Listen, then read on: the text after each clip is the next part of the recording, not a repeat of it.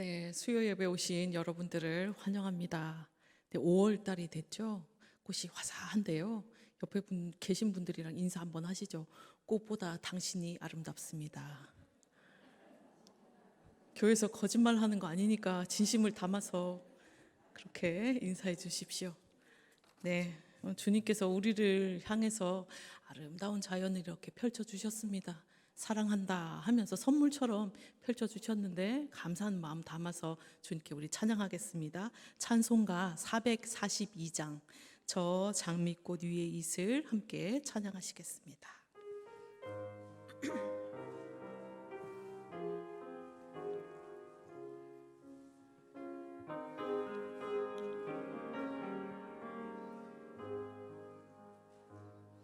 저 장미꽃 위에 있을 아직 맺혀 있는 그때에 귀에 은은히 소리 들리니 주 음성 분명하다.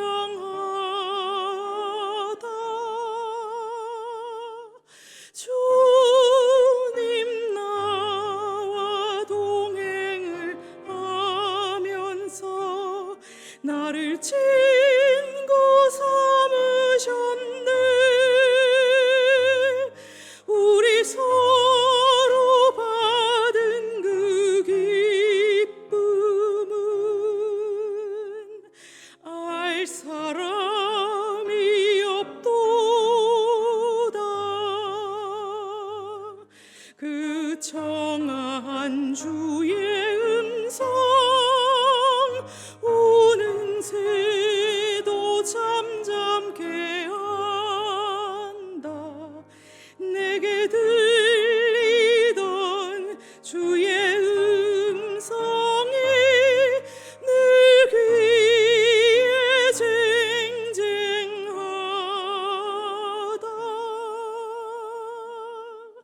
주님 나와 동행을 하면서 나를 친구 삼으셨네.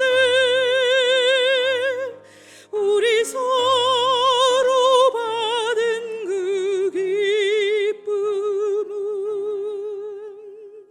알 사람이 없도다.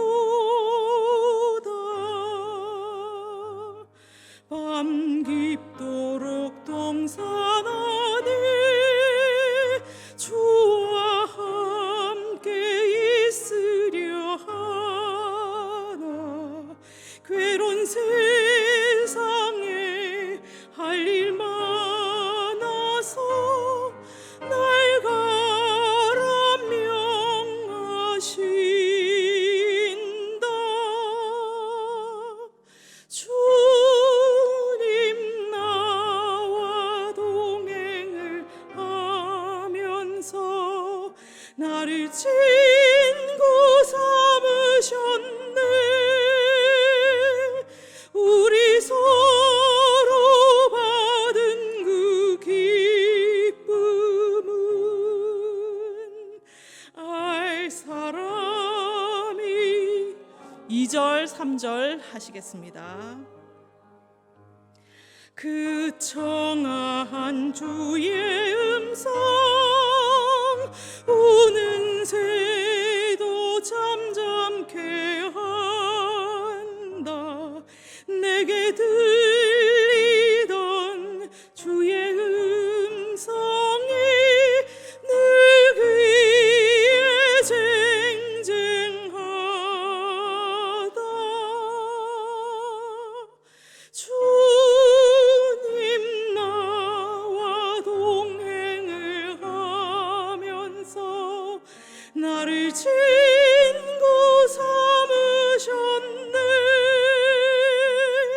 우리 서로 받은 그 기쁨은 알 사람이 없도다. 밤 깊도록 동산 안에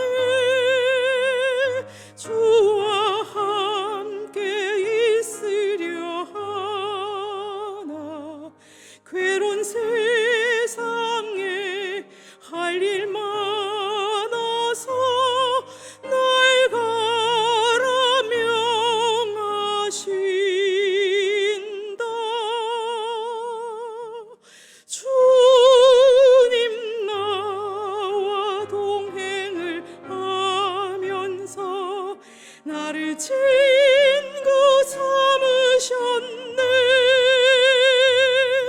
우리 서로 받은 그 기쁨은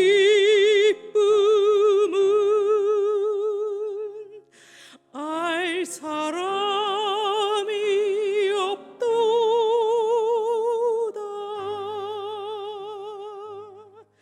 아멘. 찬송가 430장 또 손뼉 치시면서 찬양하시겠습니다.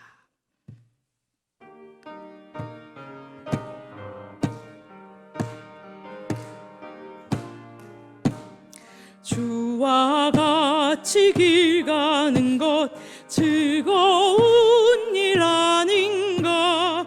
우리 주님 걸어가신 발자취를 밟겠네. 한 걸음 한 걸음 주 예수와 함께 날마다 우리 걸어가리. 어린아이 같은 우리 미련하고 약하나 주의 손에 이끌리어 생명길로 가겠네. 한 걸음 한 걸음 주 예수와 함께 날마다 우리 걸어가리. 꽃이 피는 들판이나 험한 골짜기라도 주가 인도하는 대로 주와 같이 가겠네. 한 걸음 한 걸음 주 예수와 함께 날마다 우리 걸어가리. 옛 선지자의 녹같이 우리들도 천국에 들려 올라갈 때까지 주와 같이 걷겠네. 한 걸음 한 걸음 주 예수와 함께 날마다 우리 4절입니다. 옛 선지자의 녹같이 우리들도 천국에 들려 올라갈 때까지 주와 같이 걷겠네. 아멘. 한 걸음 한 걸음 주 예수와 함께 날마다 우리 걸어가리.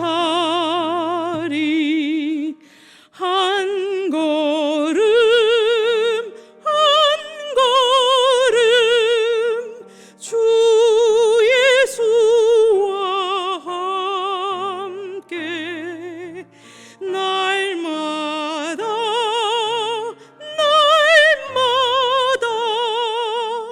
우리 걸어가리.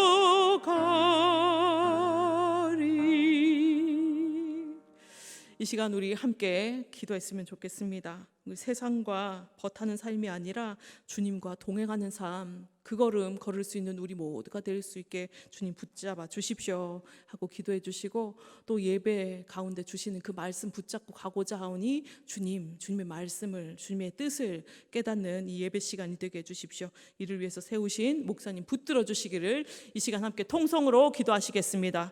사랑과 은혜가 많으신 하나님 아버지 감사합니다. 이 시간 우리 또다시 예배 자리 가운데 나올 수 있도록 주님 우리들을 이끌어 주심에 감사드립니다.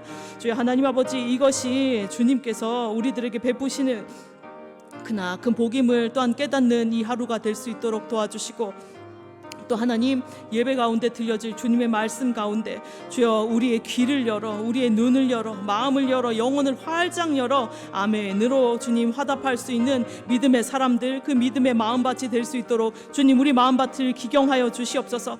그래서 주님께서 뿌리시는 그 씨앗이 30배, 60배, 100배 열매 맺는 귀한 옥토 같은 그 믿음의 밭 다 가지는 우리 성도님들 다 되실 수 있도록 도와주시고, 또 하나님 아버지, 우리가 지금 세상 가운데 살아갈 때 세상과 버타는 삶이 아니라 주님의 음성 듣고 걸어가는 그 삶이길 원합니다. 주님 보여주시는 그 증거, 그거 믿고 주님 따라가는 저 천국을 소망하는 믿음의 사람들 거름되기를 다 바라고 원하오니 주님 도와주시옵소서. 그래서 하나님 아버지, 세상과 손을 잡았던 모든 것들을 다 끊어버리고 주님과 손 꼭 잡고 주님 동행하는 삶 살아갈 수 있도록 도와주십시오.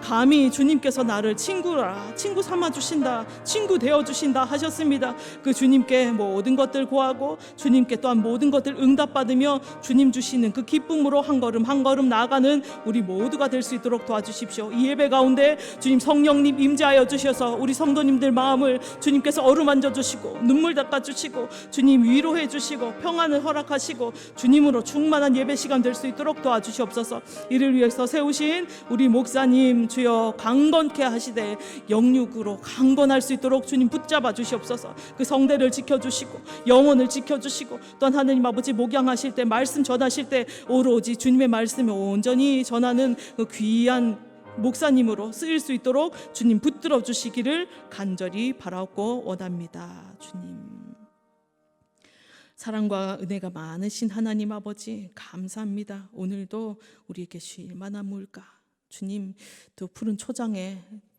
그곳과 같은 우리 희성교회 이 예배당에 인도해 주심에 감사드립니다. 또 주님께서 베풀어 놓으신 아름다운 세상을 봅니다. 하나님 얼마나 감사한지요. 감사합니다. 그런 하나님 아버지, 우리가 만나는 세상 또 만나게 되는 사람들, 되어지는 모든 일상 속에서 주님을 발견하는 믿음의 눈을 가지는 그런 사람들 될 수 있도록 주님 허락해 주시옵소서. 그래서 모든 순간 주님께서 나를 향해서 펼치시는, 나를 향해서 이루시고자 하는 뜻이 무엇인지 깨달아 알아 주님 그것들 위해서 힘쓰는 우리 모두가 될 수 있도록 도와주시옵소서. 그래서 주님 앞에 섰을 때 착하고 충성된 종아 하고 칭찬 들을 수 있는 우리들 될 수 있도록 도와주시옵소서. 주님, 오늘 하루도 믿음으로 주님께서 가라 하신 길 걸어갈 때 주님께서 주시는 위로와 평안, 기쁨과 충만을 체험하는 복된 인생 살아갈 수 있도록 주님 도와주시옵소서. 이 예배의 시간 주님 허락하셨습니다. 이 예배 가운데 주님, 세상은 도저히 꿈꿀 수도 없는 그 귀한 하늘의 은혜들로 가득가득 채워 주시옵소서. 우리를 사랑하시는 예수님 이름으로 기도드립니다. 아멘.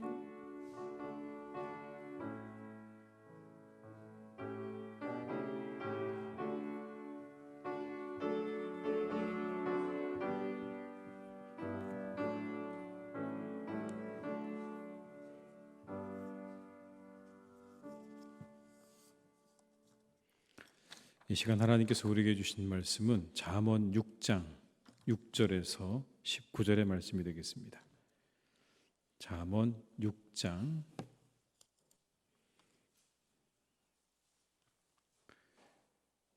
6절에서 19절의 말씀입니다.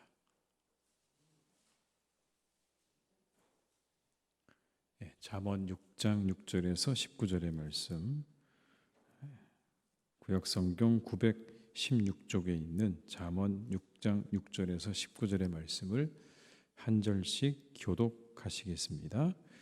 게으른 자여, 개미에게 가서 그가 하는 것을 보고 지혜를 얻으라. 개미는 두령도 없고 감독자도 없고 통치자도 없으되 먹을 것을 여름 동안에 예비하며 추수 때의 양식을 모으느니라. 게으른 자여, 내가 어느 때까지 누워 있겠니? 내가 어느 때 잠이 깨어 일어나겠느냐? 좀 더 자자, 좀 더 졸자, 손을 모으고 좀 더 누워 있자 하면 내 빈궁이 강도같이 오며 내 곰핍이 군사같이 이르리라. 불량하고 악한 자는 구부러진 말을 하고 다니며 눈짓을 하며 발로 뜻을 보이며 손가락질을 하며 그의 마음에 패역을 품으며 항상 악을 꾀하여 다툼을 일으키는 자라. 그러므로 그의 재앙이 갑자기 내려 당장에 멸망하여 살릴 길이 없으리라. 여호와께서 미워하시는 것 곧 그의 마음에 싫어하시는 것이 67가지이니 곧 교만한 눈과 거짓된 혀와 무죄한 자의 피를 흘리는 손과 악한 계교를 꾀하는 마음과 빨리 악으로 달려가는 발과 거짓을 말하는 망령된 증인과 및 형제 사이를 이간하는 자이니라. 아멘. 이 시간 함께 하신 모든 분들에게 하나님의 은혜가 함께 하시기를 주님의 이름으로 축원합니다. 옛날에 게으름이로 아주 소문난 농부가 한 사람이 있었다고 합니다.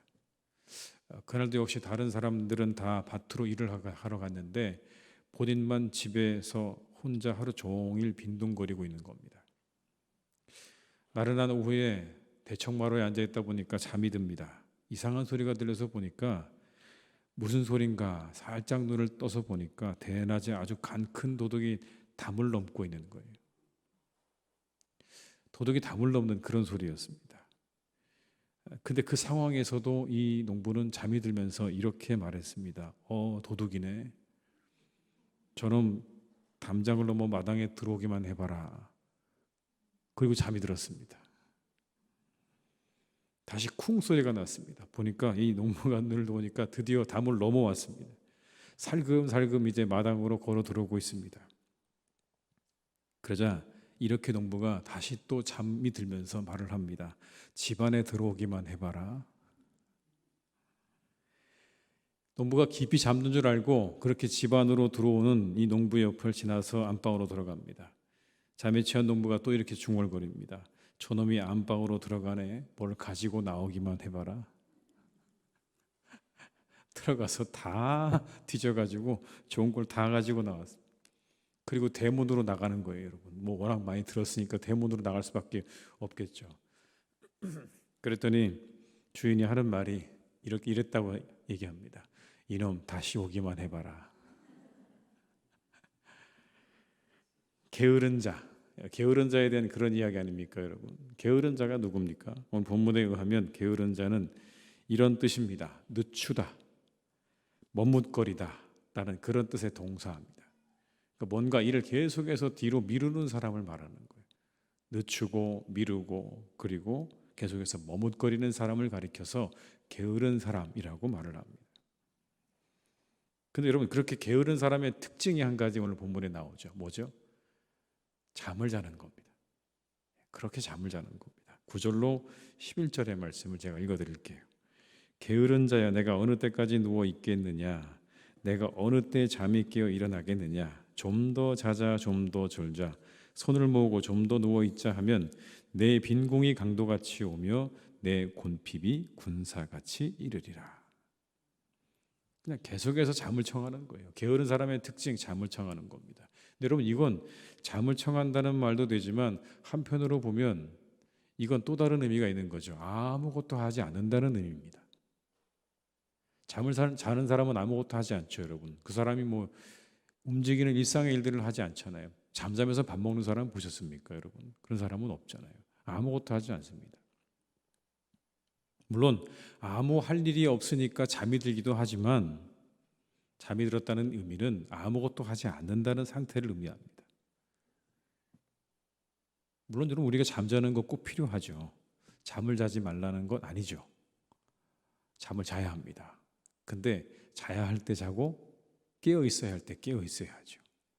예배 시간에는 깨어 있으셔야죠. 여러분, 그렇지 않습니까? 예배 시간에 깨어 있으셔야죠. 그런데 그래야 건강을 유지할 수 있어요. 그러나 잠에는 종류가 있습니다. 이런 잠이 있는 거죠. 우리가 잠에도 종류가 있다는 말은 내일을 잘 살기 위해서, 그리고 잠시 후를 잘 살기 위해서 우리가 잠을 잘 수도 있어요. 그죠? 낮잠 자는 이유도 여러 가지입니다. 내가 이 잠을 자고 힘을 다시 얻어서 잘 살아봐야 되겠다. 그런 잠을 청할 수도 있어요.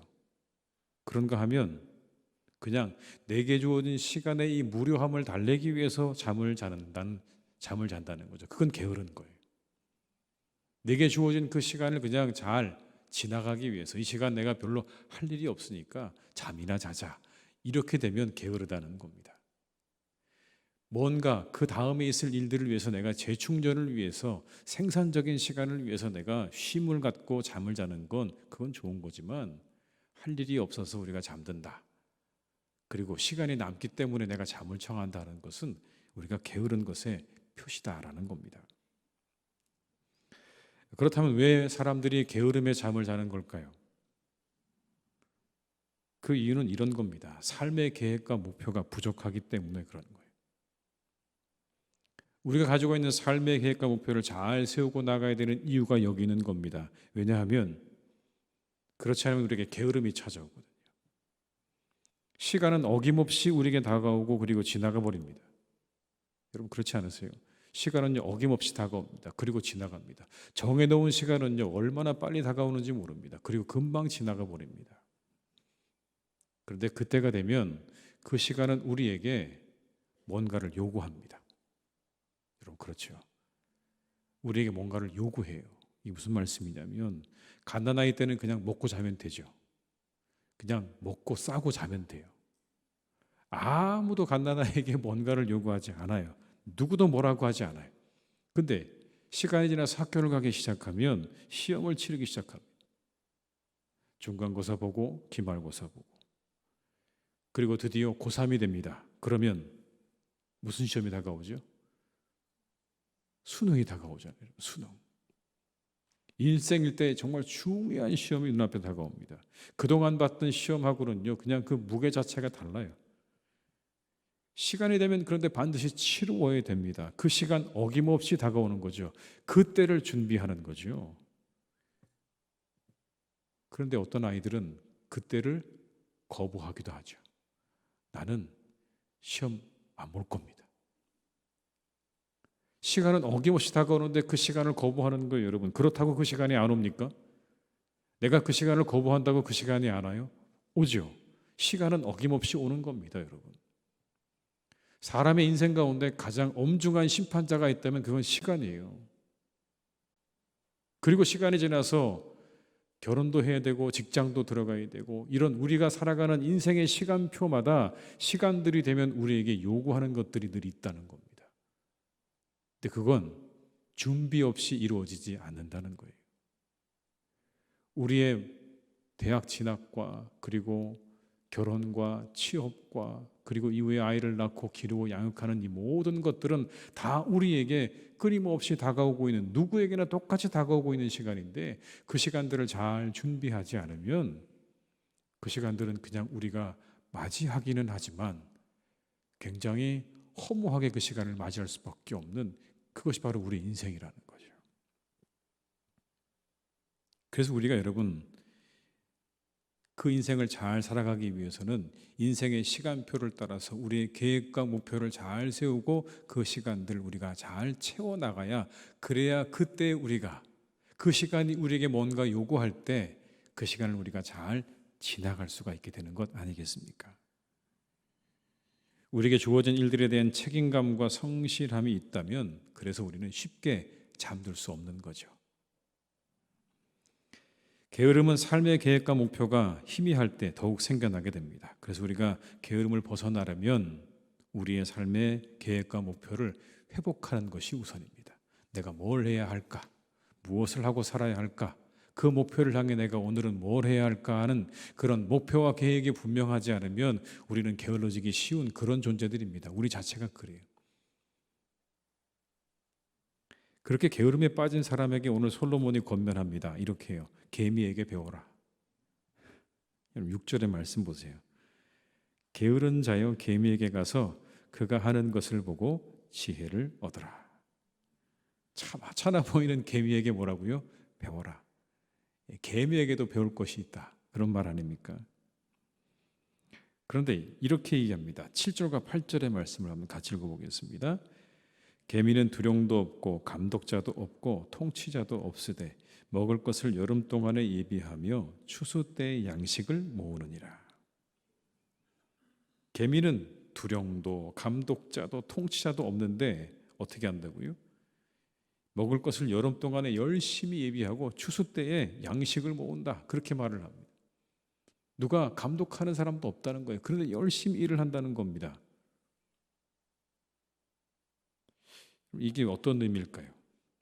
게으른 사람들, 나태한 사람들은요, 자신들의 행동이 피할 수 없는 궁핍함과 그런 가난함이 몰려오는데도 불구하고 그것에 대해서 생각하지 않고 외면하고 살아간다는 겁니다.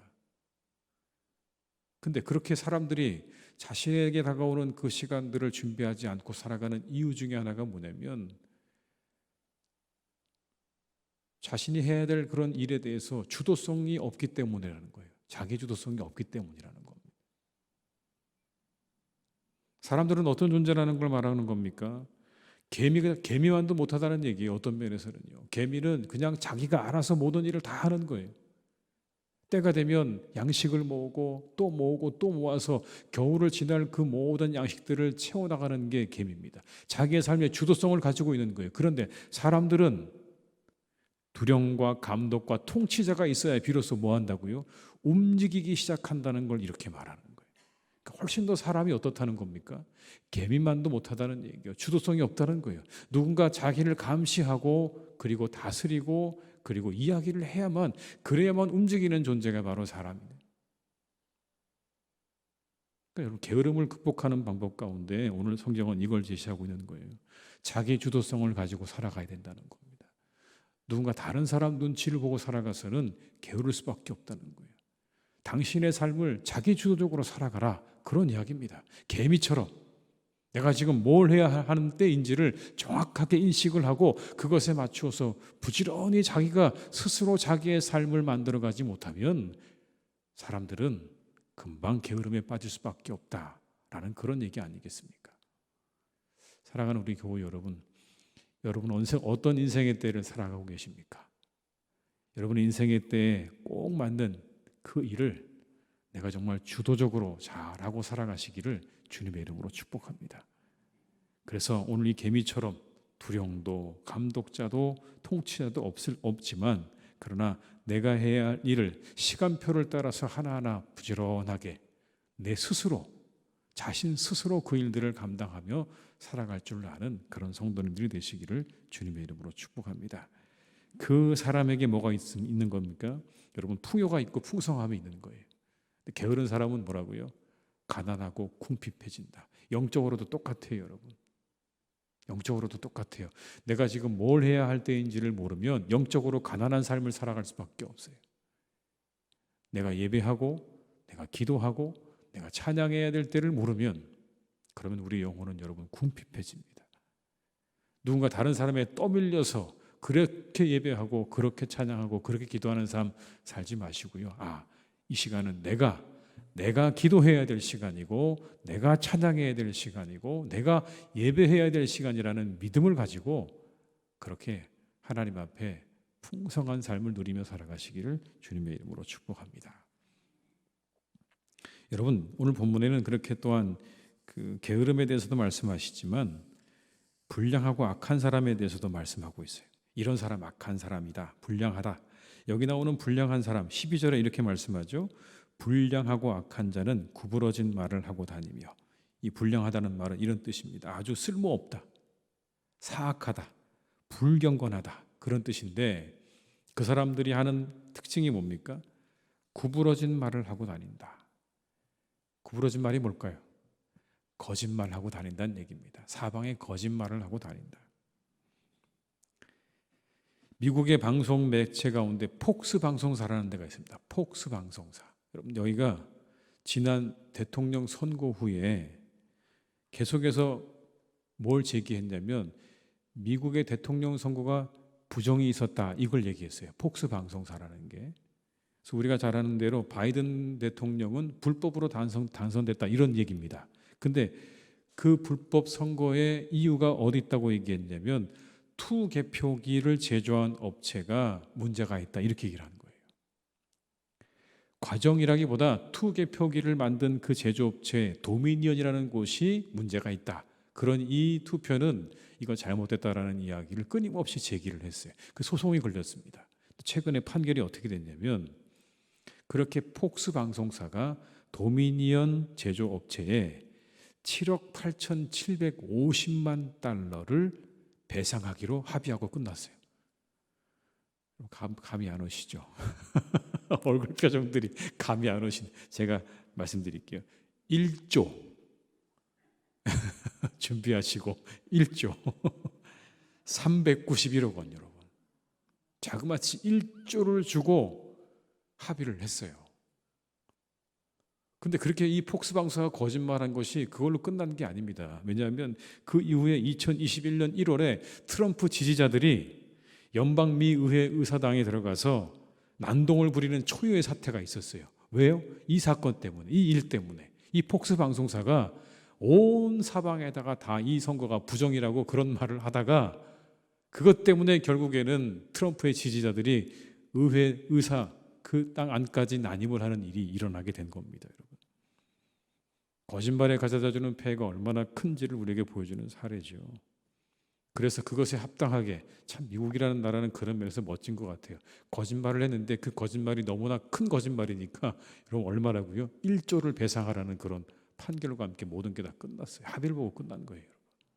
참 대단하죠.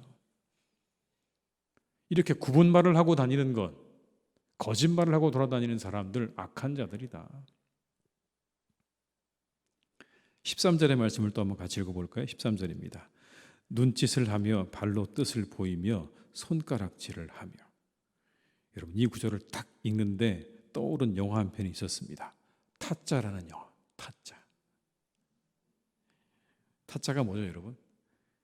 국어 사전에 이렇게 되어 있어요. 노름판에서 남을 잘 속이는 재주를 가진 사람. 그 사람이 타짜입니다, 여러분. 속임수가 다양하죠. 모든 게 다 신호더라고요, 보니까. 뭐 저도 그 영화를 처음부터 끝까지 보진 않았지만 모든 게 다 신호예요. 다 몸의 움직임 하나하나가 다 신호예요. 뭐 머리를 쓰다듬는 거, 눈을 깜빡이는 거, 그리고 다리를 꼬는 거, 이 모든 게 다 신호인 거예요. 여기 딱 이 말씀 그대로죠. 뭔가를 의도하고 속이고 있는 것, 서로 맞추고 있는 것, 사인을 주고받는 거죠. 눈을 깜빡입니다. 그리고 여기 나오는 것처럼 발로 뜻을 보입니다. 발을 움직이는 거예요. 발을 오른쪽으로 했다 왼쪽으로 했다, 또 손가락질을 하고 상대방들이 알지 못하게 악을 도모하는 공범들에게 눈으로 신호하고 몸으로 신호하는 걸 이렇게 말하는 거죠. 은밀한 몸동작을 말하는 거예요. 근데 왜 이렇게 은밀한 몸동작을 할까요? 이유가 뭐죠, 여러분? 이유는 간단해요. 나쁜 짓 하려고 그러는 겁니다. 나쁜 짓 하려고. 14절에 이렇게 말씀해요. 14절에 그의 마음에 패역을 품으며 항상 악을 꾀하여 다툼을 일으키는 자라. 뭘 꾀한다고요? 악을 꾀하기 때문에. 평화를 꾀하는 게 아니에요. 다툼을 일으키려 하기 때문에, 문제를 발생시키려 하기 때문에, 그래서 다른 사람을 해하려는 목적과 의도가 있기 때문에, 그래서 뭐 하는 겁니까? 숨기는 거예요. 선은요, 숨길 필요가 없어요. 선한 걸 왜 숨깁니까? 그게 떳떳하고 정당하고 옳은 일이라면 숨길 이유가 없죠. 숨기는 건요, 나쁘기 때문이에요. 자기들도 알아요. 여러분 보세요. 양심이 있으니까 자기들도 알아요. 그게 뭐라고요? 나쁜 일이라는 거 다 알고 그거 들통나면 안 되니까 숨기려고 눈짓 발짓 하는 거죠. 그게 옳고 정당한 일이라면 그렇게 하겠습니까? 떳떳하다면 숨길 이유가 없는 거예요. 숨기는 의도가 뻔한 겁니다. 좋지 않은 거죠. 그래서 여러분, 투명한 것이 선할 가능성이 높아요. 불투명한 것은요, 악한 의도가 숨어 있을 가능성이 높아요. 어떤 사람이 여러분 좋은 사람일까요? 조금 더 투명한 사람이 좋은 겁니다. 뭔가를 자꾸 감추려는 사람은 주의하셔야 되는 겁니다. 사람을 대할 때 자꾸 뭔가를 감추려고 하면 주의하셔야 돼요. 뭔가 투명한 사람이 좋은 거예요. 물론 있는 걸 모든 걸 다 드러낸다는 그런 의미는 아니겠지만요. 어느 정도 내가 가지고 있는 생각과 모든 것들을 적절하게 표현할 줄 아는 사람이 건강하고 좋은 사람인 겁니다. 그런 사람하고 가까이 지내셔야 되는 거예요. 자꾸 뭔가를 숨기려 한다 그러면 우리가 한 번쯤은 더 생각해 볼 필요가 있는 거죠. 여러분 그렇게 악한 사람 어떻게 된다고 말씀하십니까? 15절의 말씀입니다. 그러므로 그의 재앙이 갑자기 내려 당장에 멸망하여 살릴 길이 없으리라. 재앙이 갑자기 내려 당장에 멸망하여 살릴 길이 없다. 여기 멸망한다는 말은 수동태예요. 멸망당한다는 뜻입니다. 그런데 이 여기 나오는 이 멸망하여라는 단어에 이름이 있어요. 이렇게 불러요. 신적 수동태. 무슨 의미일까요? 하나님에 의해서 그렇게 된다는 겁니다. 멸망당하는데 누구에 의해서요? 하나님에 의해서 멸망당하게 될 것이다.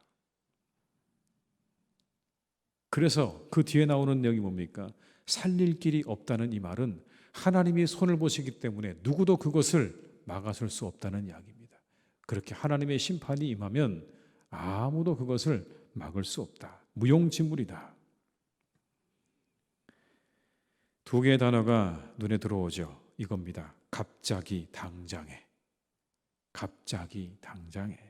그렇게 하나님의 심판이 어느 순간 그리고 즉각적으로 그들에게 임할 때가 있다는 겁니다.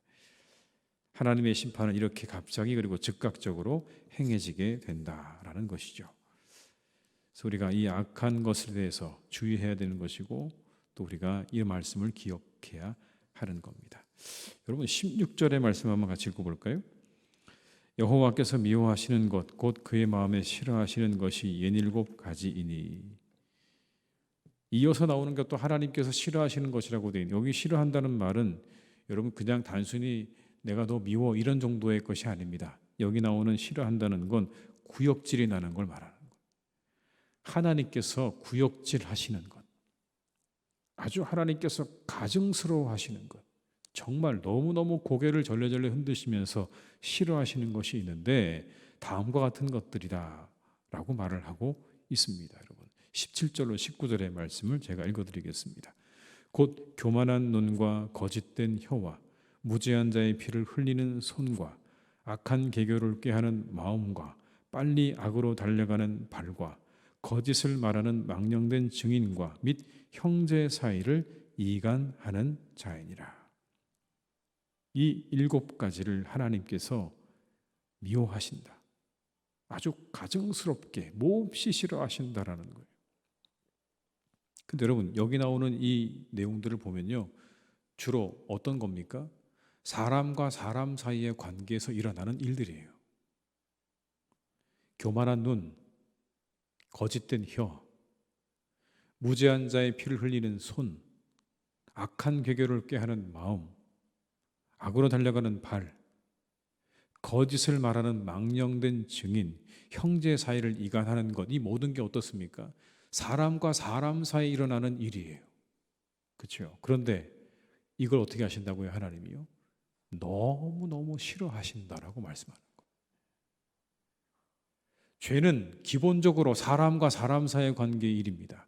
거기서 뭔가 틀어지고 잘못된 걸 죄라고 이야기하지만 이건 하나님과도 아주 깊은 관계가 있다는 걸 이렇게 말씀하시는 것 아니겠습니까? 하나님이 그렇게 사람과 사람 사이의 모든 일들이 뒤틀어지는 것에 대해서 하나님이 너무너무 싫어하신다는 거예요. 여러분 사람과 사람 사이만의 일이 아니라고요. 너와 나의 사이의 일이 아닌 거예요.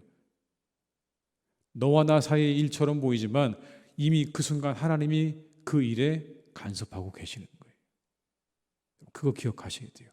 내가 누군가 다른 사람과의 관계 속에서 죄를 짓고 산다는 건 내가 그 사람과 나만의 관계가 아니라는 걸 오늘 본문은 분명하게 말씀해 주고 있는 거예요. 하나님 이런 거 너무 싫어하신다는 이 한마디 속에 하나님이 이미 그 모든 일 속에 깊이 관여하고 계시고 주목해서 보고 계신다는 걸 말씀하고 있는 겁니다.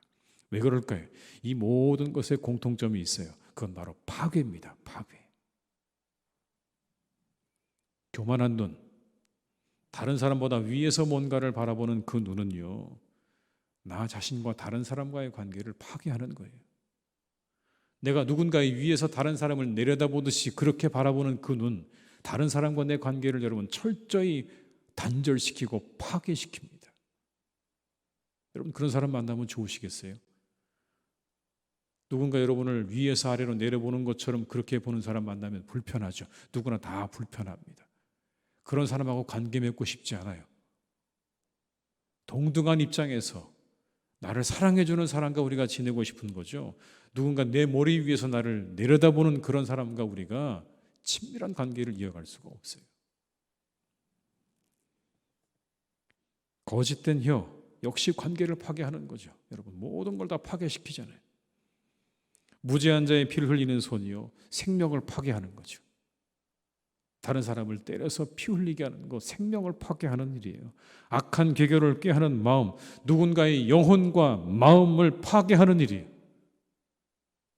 악한 일을 꾸며서 누군가를 괴롭게 만들면 여러분 그 사람의 영혼과 마음이 완전히 다 무너지게 되는 거죠. 파괴되는 겁니다. 망령된 증인과 이간하는 자요. 똑같아요. 관계와 영혼과 그리고 생명을 파괴하는 일이. 하나님이 미워하시는 이유예요. 모든 것들을 다 파괴하기 때문에. 하나님께서 만들어 놓으신 그 모든 것들을 사람이 온전하게 살아가지 못하도록 만드는 일들이기 때문에. 하나님은 세상 가운데 그 사람이 잘 살아가도록 만드셨는데 이와 같은 일들이 그 사람으로 하여금 잘 살아가지 못하도록 만드는 거예요. 사람이 언제 행복합니까, 여러분? 모든 관계가 온전할 때 행복하지 않습니까? 내가 나와 내 자녀가 온전한 관계에 있을 때 행복하죠. 이제 곧 여러분 어버이날 다가오시잖아요. 근데 그때 나와 내 자녀의 관계가 어려워서 나를 찾아오지 않는 그런 자녀가 있다면 얼마나 마음이 불편합니까? 여러분? 교우와 교우의 관계가 원만하고 행복해야, 그래 여러분 우리가 행복하지 않습니까? 이 교회 안에서 그런 성도의 귀한 교제가 날마다 일어나야 그래야 우리의 영혼이 만족하고 기뻐지는 것 아니겠습니까? 이 모든 관계 속에서 우리가 살아갈 때, 원만한 관계 속에 살아갈 때 우리가 행복함을 누리는데 앞에 나오는 이 모든 것들이 다 그 관계들을 다 끊어버리게 만들고 그리고 망가뜨리는 주범들이라는 겁니다. 그 모든 것을 파괴시켜서 사람들을 고립시키고 상처받게 만들고, 그래서 그 사람을 어떻게 보면 일평생 상처 속에 살아가게 만드는, 여러분 그런 일도 있잖아요. 요즘 한창 이야기가 되고 있는 학폭의 문제점도 여러분 그런 것 아닙니까? 피해자에게는 일평생 상처로 남는 거예요. 그래서 여러분 그게 문제인 거죠.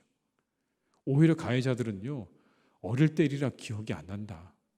그리고 나는 정말 그럴 뜻이 아니었다라고 이야기하면 그것으로 끝나요. 그런데 누가 정말 괴로운가 하면 그것 때문에 마음 가운데 상처를 받은 그 피해자는요, 일평생 그 상처를 가지고 살아가는.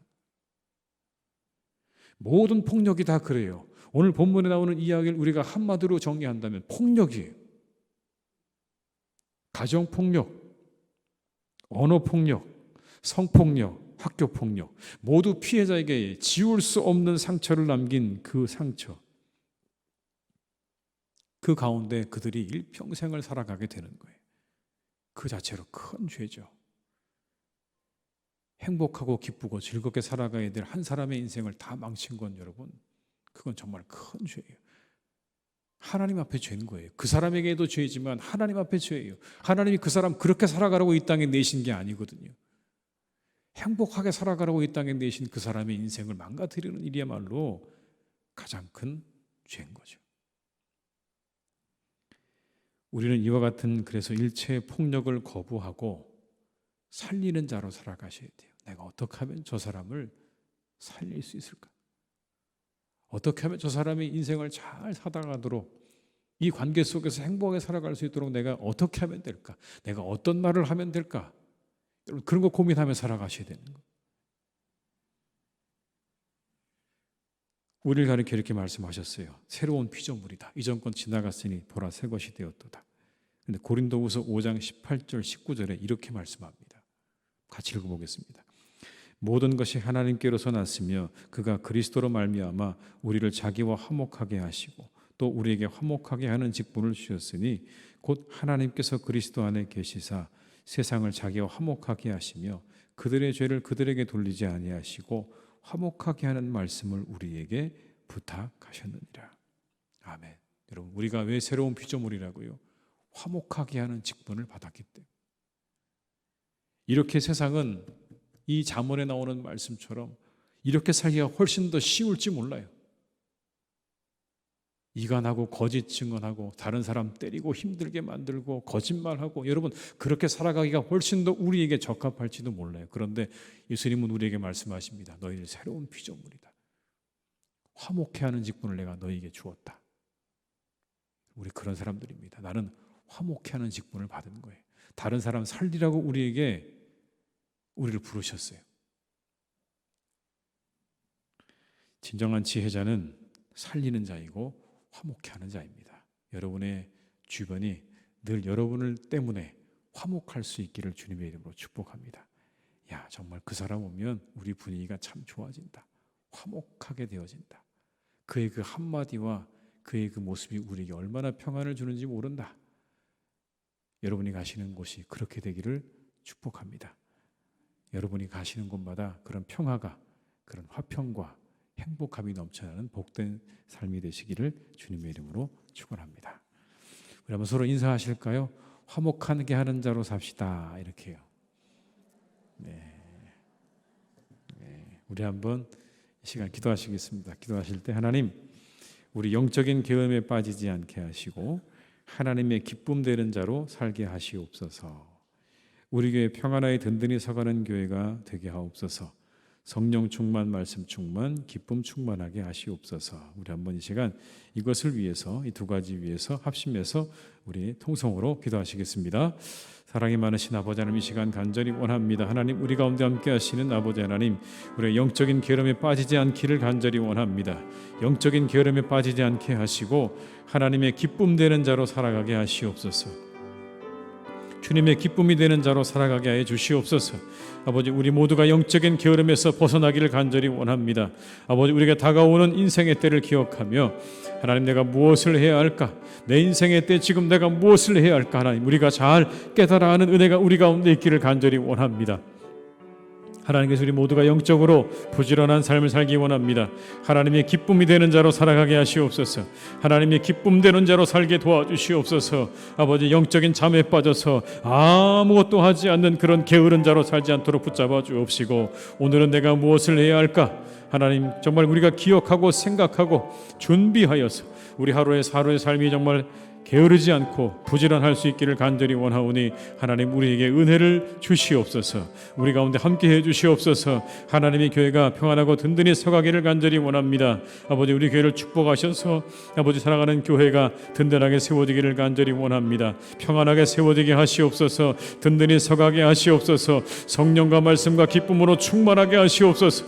아버지 하나님, 오직 이것으로 충만하기를 간절히 원합니다. 하나님, 우리 교회 가운데 하나님 함께해 주시기 원하오니 주님, 우리 가운데 역사해 주시고 인도해 주시기를 간절히 원합니다.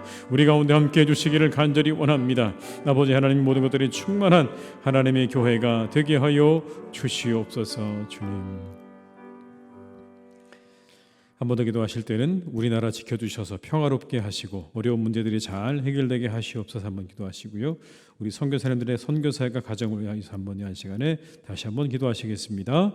사랑이 많으신 아버지의 신과 간절히 원합니다. 주여, 우리나라를 지켜주시기를 간절히 원합니다. 아버지, 우리 함께 해 주시옵소서. 우리나라와 함께 하여 주시옵소서. 평화롭게 하시옵소서.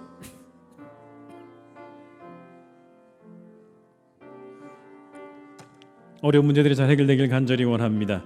하나님, 우리나라를 평화롭게 하시고 모든 어려운 문제들이 해결되기를 간절히 원하오니 하나님, 우리나라 가운데 함께하여 주시옵소서. 우리나라 속에 주님께서 역사해 주시기를 간절히 원합니다. 하나님이 은혜로 충만하게 채워 주시옵소서. 이곳에 함께하여 주시옵소서. 이 땅에 함께하여 주시옵소서. 우리나라를 지켜주시옵소서. 평안하게 하시옵소서. 아버지 하나님이 은혜로 지켜주시기를 간절히 원합니다. 주님, 평화롭게 하시고 모든 일이 주님 안에서 잘 이루어져가는 은혜와 기쁨이 있는 복된 땅이 되게 하여 주시옵소서. 우리 선교사님들의 선교사역과 가정을 지켜주시길 원합니다. 하나님, 그 사역을 통하여서 아버지 하나님의 은혜가 잘 아버지의 그 땅 가운데 임하기를 원합니다. 구원의 은혜 임하게 하여 주옵소서. 구원의 은혜로 함께 하여 주시옵소서. 그 모든 선교사역에 필요한 모든 것들이 채워지게 하여 주시옵시고 아버지 하나님이 놀라운 역사가 그 땅 가운데 임하기를 원합니다.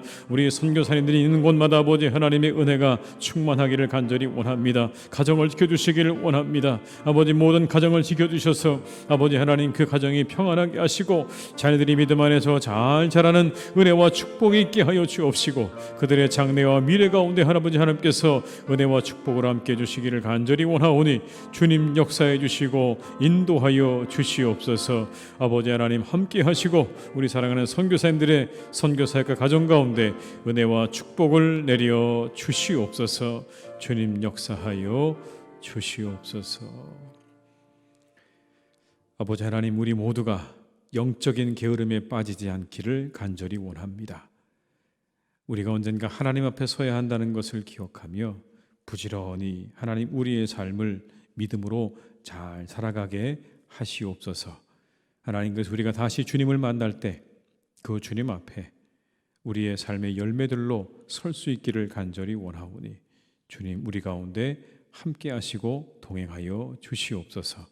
하나님의 기쁨 되는 삶을 살기를 간절히 원하오니 주님, 우리 가운데 버려야 될 모든 것들을 다 버릴 수 있기를 간절히 기도합니다. 우리 입술에 거짓된 말들과 망령된 말들과 또 아버지 모든 것들을 버리게 하시고, 하나님, 우리의 손과 발이 하나님 앞에 봉사하며 열심히 살아가는 일에 바쁘게 하여 주시옵소서. 아버지 하나님, 또한 우리의 모든 교우들의 삶 가운데 하나님이 늘 함께해 주셔서 다른 사람을 살리고 화목케 하는 일에 귀하게 쓰임받는 인생이 되기를 간절히 원합니다. 우리 교우들이 가는 곳마다 화평하게 되게 하옵시고 화목하게 되어지게 하시옵고, 아버지 하나님, 그곳에 기쁨과 즐거움과 행복함이 차고 넘치는 복된 그러한 자리가 되기를 간절히 원하오니 우리 성도님들을 축복하셔서 그 마음 가운데 사랑으로 충만하게 역사하여 주시옵소서. 기쁨과 즐거움으로 그 영혼을 지켜주셔서 하나님, 많은 사람들에게 베풀고 나누고 함께 살아가는 복된 우리 모든 성도님들 되게 하여 주시옵소서. 모든 말씀 예수님의 이름으로 기도드립니다. 아멘. 몇 가지 광고 말씀을 드리겠습니다. 5월 가정의 달을 맞이해서 돌아오는 주일은 어린이 주일로 드리고 온 세대 예배로 함께 우리에 있는 자녀들과 함께 예배를 드리게 됩니다. 함께 나오셔서 예배에 참여해 주시기 바라고요. 5월 14일은 우리가 어버이 주일로 지키게 되겠습니다. 그래서 돌아오는 주일에는 찬양 예배를 가정 예배로 대신하고 또 식당도 운영하지 않습니다. 가족들과 함께 사랑의 시간들을 잘 나누시기를 바랍니다. 금요 기도회가 5월 12일 오후 9시에 본당에서 있습니다. 온라인 실시간 참여도 가능하니까 함께 참여해 주시길 바라고요. 봄 소풍이 5월 9일 화요일에 있습니다. 참여하기 원하시는 분들은 사무실에 신청해 주시기를 부탁드립니다. 남은 한 주간도 은혜 가운데 평안하시고 행복하시기를 주님의 이름으로 축원합니다. 우리 시간에 찬송가 215장 찬양하신 후에 주기도문으로 예배를 마치겠습니다. 215장입니다.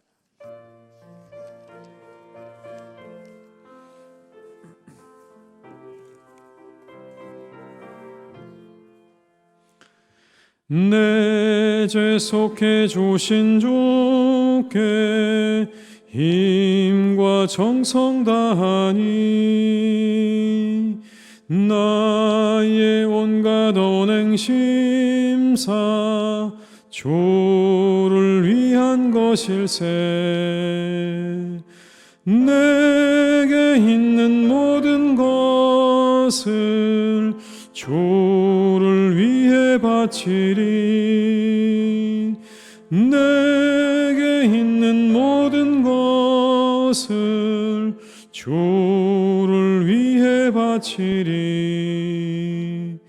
나의 손과 발을 들여 주의 명령 행하고 오직 주만 바라보며 주만 찬양하겠네. 항상 주를 찬송하며 이 몸 바치오리다. 항상 주를 찬송하며 이 몸 바치오리다. 내가 주를 바라보니 나의 영혼 밝아져. 십자가를 지신 주만 항상 바라봅니다. 십자가를 바라보며 주만 따라가리라. 십자가를 바라보며 주만 따라가리라. 신기하고 놀라워라. 영광스런 왕의 왕. 나를 친구 삼아 조사 편히 쉬게 하시네. 주의 날개 보호 아래 영원한 식 얻겠네. 주의 날개 보호 아래 영원한 식 얻겠네. 아멘.